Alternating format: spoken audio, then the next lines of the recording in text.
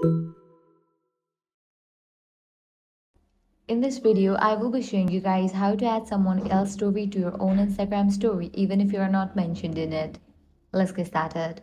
Normally, Instagram only allows you to repost a story directly when you are tagged using the add this to your story option. However, if you are not mentioned, there is still a simple workaround.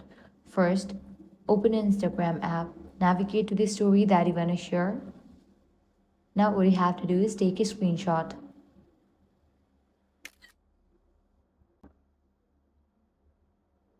Now go ahead and select the screenshot from your gallery. And if you want the original username to remain visible, leave the image as it is. If you don't want the name to show, you can crop the image slightly.